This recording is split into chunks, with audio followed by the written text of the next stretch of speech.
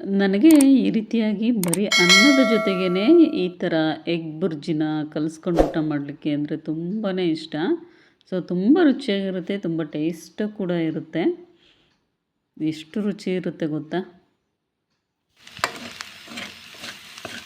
Hi hello ನಮಸ್ತೆ, welcome back to my YouTube channel. ಇವತ್ತಿನ special recipe ಏನಂತ ಹೇಳಿದ್ರೆ, ಸೊ ಎಗ್ ಬುರ್ಜ್ ಯಾವ ರೀತಿ ಮಾಡ್ಕೊಳ್ಳೋದು, ಎಗ್ ಬುರ್ಜಿ ಅಂತಾರೆ, ಎಗ್ ಬುರ್ಜ್ ಅಂತಾರೆ. ಸೊ ತುಂಬಾ ರುಚಿಯಾಗಿ ತುಂಬ ಟೇಸ್ಟಾಗಿರುತ್ತೆ.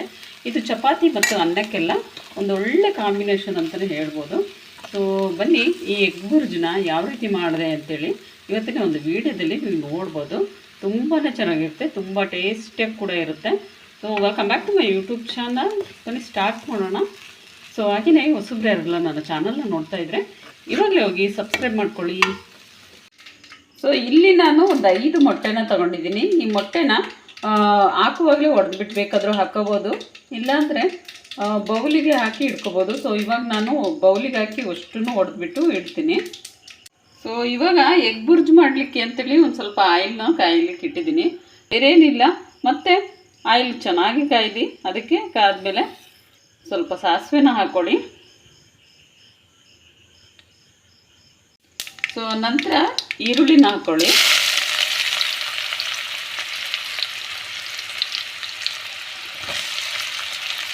ಐದು ಮೊಟ್ಟೆಗೆ ಈರುಳ್ಳಿನ ನಾನೊಂದು 4 ಈರುಳ್ಳಿ ತೊಗೊಂಡಿದ್ದೀನಿ. ಅಂದರೆ ನೀವು ಈರುಳ್ಳಿ ಎಷ್ಟು ಹಾಕಿದ್ರೂ ಟೇಸ್ಟಾಗಿರುತ್ತೆ.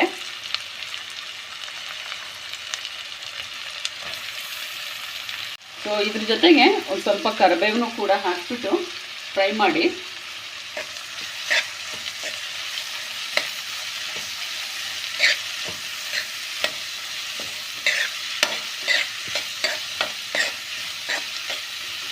ಸೊ ವೆರಿ ಸಿಂಪಲ್ಲಾಗಿ ಮಾಡ್ಕೋಬೋದು ನಾವು ಎಗ್ ಬುರ್ಜಿನ. ಸೊ ತುಂಬ ಚೆನ್ನಾಗಿರುತ್ತೆ ಬಿಸಿ ಅನ್ನದ ಜೊತೆಗೆ, ಹಾಗೆಯೇ ಚಪಾತಿಗೆಲ್ಲ. ಸೊ ಇಲ್ಲಾಂದರೆ ತಿಳಿಸಾರು ಅನ್ನಕ್ಕೆ ಸೈಡ್ ಡಿಶ್ ಆಗಿ ಕೂಡ ನಾವು ಇದನ್ನು ಉಪಯೋಗಿಸ್ಕೋಬೋದು. ಸೊ ಈ ರೀತಿಯಾಗಿ ಆಯಿಲಲ್ಲೇ ಫ್ರೈ ಮಾಡ್ಕೊಳ್ಳಿ. ಸೊ ಇಲ್ಲಿ ನೋಡಿ, ಇವಾಗ ಈರುಳ್ಳಿಯ ಒಂದು ಕಲರ್ ಸ್ವಲ್ಪ ಚೇಂಜ್ ಆಗಬೇಕು, ಹಾಗೆಯೇ ಸ್ವಲ್ಪ ಫ್ರೈ ಆಗಿರಬೇಕು. ಸೊ ಈ ರೀತಿ. ಸೊ ಇದಾದ ನಂತರ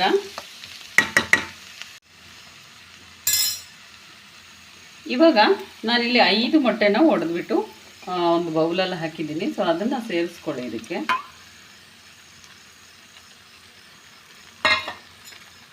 ಸೇರಿಸ್ಕೊಂಡು ಚೆನ್ನಾಗಿ ಮಿಕ್ಸ್ ಮಾಡಿ.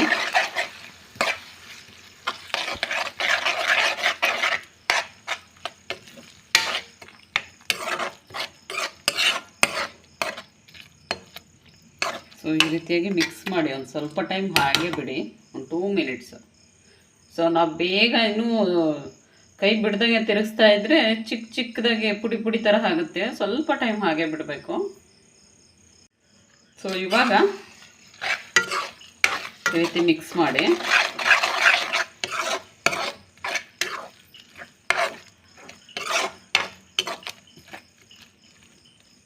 ಸೊ ಹೀಗೆ ಮಿಕ್ಸ್ ಮಾಡಿದ ನಂತರ ಇದಕ್ಕೆ ಒಂದು 1/4 ಟೇಬಲ್ ಸ್ಪೂನ್ ಆಗುವಷ್ಟು ಅರಿಶಿನ ಸೇರಿಸಿ, ಮತ್ತು ಸೊ ಅರಿಶಿನ ಮತ್ತು ಉಪ್ಪನ್ನ ಹಾಕಿದ್ದೀನಿ. ಸೊ ಹಾಕಿಬಿಟ್ಟು ಈ ರೀತಿಯಾಗಿ ಮಿಕ್ಸ್ ಮಾಡಿ.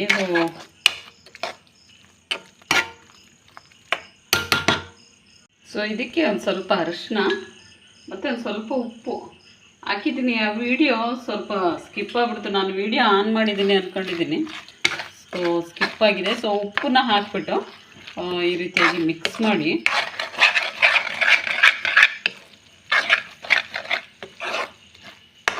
ಸೊ ನೀವು ಇದಕ್ಕೆ ಕಡಲೆಬೇಳೆ ಹಾಗೆ ಉದ್ದಿನಬೇಳೆ ಹಾಕ್ತಾರೆ. ಸೊ ಬೇಕಿದ್ದರೆ ಹಾಕ್ಕೊಳ್ಳಿ. ಸೊ ನಮ್ಮ ಮನೇಲಿ ಎಗ್ ಬುರ್ಜಿಗೆ ಕಡಲೆಬೇಳೆ ಮತ್ತು ಉದ್ದಿನಬೇಳೆ ಹಾಕಿದ್ರೆ ಯಾರು ತಿನ್ನೋಲ್ಲ. ಸೊ ಹಾಗಾಗಿ ಇದನ್ನ ಹಾಗೆ ಹಾಕಿದ್ದೀನಿ. ಸೊ ನಂತರ ಇದಕ್ಕೆ ಸೊ ಅಚ್ಕಾರದ ಪುಡಿ ಸೇರಿಸಿ, ಸ್ವಲ್ಪ ಸೇರಿಸ್ಬಿಟ್ಟು ಮಿಕ್ಸ್ ಮಾಡಿ.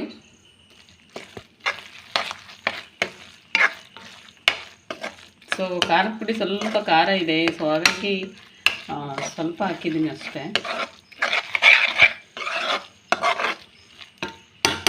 ಮಿಕ್ಸ್ ಮಾಡಿ ಇದನ್ನು ಒಂದು 2 ಮಿನಿಟ್ಸು ಬೇಯಲಿಕ್ಕೆ ಮುಚ್ಚಿಟ್ಬಿಡೋಣ.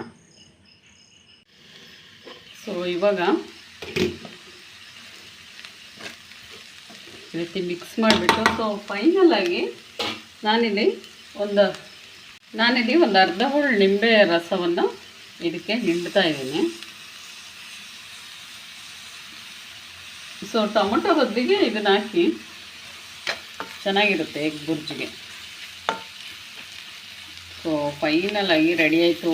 ನಾನು ಇದಕ್ಕೆ ಗರಂ ಮಸಾಲ ಆಗಿರ್ಬೋದು, ಆಮೇಲೆ ಸಾಂಬಾರು ಪುಡಿ ಆಗಿರ್ಬೋದು ಹಾಕ್ತಾರಲ್ವ, ಸೊ ಅದನ್ನ ಯಾವುದೂ ಹಾಕಲ್ಲ, ಇಷ್ಟೇ. So egg bhurji so ready ಆಯಿತು. ತುಂಬ ಟೇಸ್ಟಾಗಿರುತ್ತೆ ಫ್ರೆಂಡ್ಸ್. ನೀವು ಕೂಡ ಇದನ್ನು ಮನೇಲಿ ಒಮ್ಮೆ ಟ್ರೈ ಮಾಡಿ ನೋಡಿ. ಸೊ ಎಗ್ ಬುರ್ಜು ರೆಡಿ ಆಯಿತು. ನೋಡಿದ್ರಲ್ವ ಎಗ್ ಬುರ್ಜು ಯಾವ ರೀತಿ ಮಾಡೋದು ಅಂತೇಳಿ. ಸೊ ಇವತ್ತಿನ ಒಂದು ವಿಡಿಯೋ ನಿಮಗೆ ಇಷ್ಟ ಆಗಿದ್ದರೆ ಸೊ ಪ್ಲೀಸ್ ಒಂದು ಸಬ್ಸ್ಕ್ರೈಬ್ ಮಾಡಿ. ನೆಕ್ಸ್ಟ್ ವ್ಲಾಗಲ್ಲಿ ಮತ್ತೆ ಸಿಗ್ತೀನಿ ಫ್ರೆಂಡ್ಸ್. ಟೇಕ್ ಕೇರ್ ಎಲ್ರಿಗೂ. ಬಾಯ್.